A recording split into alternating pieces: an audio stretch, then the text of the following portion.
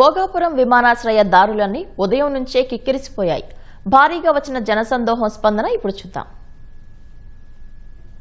భోగాపురం అంతర్జాతీయ విమానాశ్రయానికి సంబంధించి ఉదయం నుంచే జనసందోహం నెలకొంది. ఏదైతే వివిధ ప్రాంతాల నుంచి లక్షలాది మంది ఉదయం నుంచే తరలి రావడం జరుగుతుంది. మరి వారు ఎందుకు వస్తున్నారు ఏంటి అన్నది వారి మాటలోనే విందాం. ఏమండి చెప్పండి, మీరు ఎక్కడి నుంచి వచ్చారు, ఏంటి విషయం? మాది విజయనగరం జిల్లా మెంటార్ మండలం మెంటార్ ఊరు నుంచి వస్తున్నామండి. మాకు ఇది ఒక తలమానికంగా విజయనగరం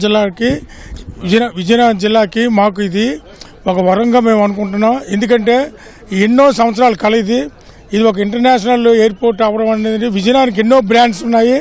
అన్నిటికీ మించిన బ్రాండ్గా ఈరోజు మా ప్రజలందరం కూడా చాలా ఆనందంతో ఉత్తరాంధ్ర ఉత్తమ ఆంధ్రాగా ఉన్నదని చెప్పి ఒక ధైర్యం, ఒక ఆనందం మాకు అందరికి కూడా వచ్చి ఇది ఒక మహా పండుగలాగా అవుతుంది.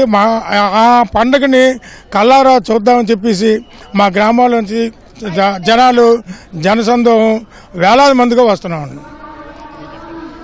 ఈరోజు మేము మెంటాడ మండలం సాలూరు నియోజకవర్గం నుంచి వస్తున్నామండి.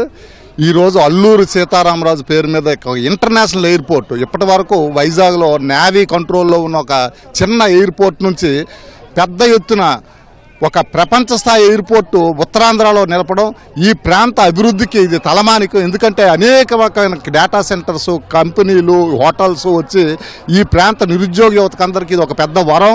ఇది గౌరవ ప్రధాని నరేంద్ర మోడీ గారు, అలాగే మన ముఖ్యమంత్రి చంద్రబాబు నాయుడు గారు, పవన్ కళ్యాణ్ గారు అందరూ ఒకే వేదిక మీద నుంచి ఉండడం, ఇది చూడడానికి ఉత్తరాంధ్ర ప్రజలు వేలాది లక్షలాది మంది ఇక్కడ తరలి వచ్చి ఈ పండగ వాతావరణం చూస్తారు. ఇక్కడ నుంచి డైరెక్ట్ ఫ్లైట్స్ ప్రపంచ నలుమూలలా వెళ్లే విధంగా ఇక్కడ ఒక ఇన్ని సువిశాల 2000 ఎకరాల స్థలంలో ఈ ఇంటర్నేషనల్ ఎయిర్పోర్ట్ నిర్మించడం అనేది చాలా గొప్ప విషయం.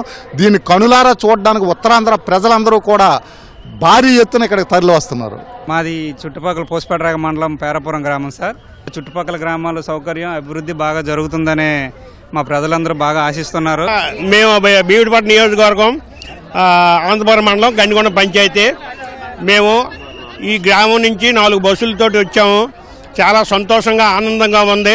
మా పిల్లలకి కూడా రేపు పొద్దున్న భవిష్యత్తు ఉద్యోగాల నిమిత్తం కానీ, కంపెనీల నిమిత్తం కానీ ఇంత దగ్గరలో మాకు ఇంచుమించులో గంట ప్రయాణంలోనూ ఈ ఎయిర్పోర్ట్ రావడం చాలా ఆనందంగా, సంతోషంగా ఉంది.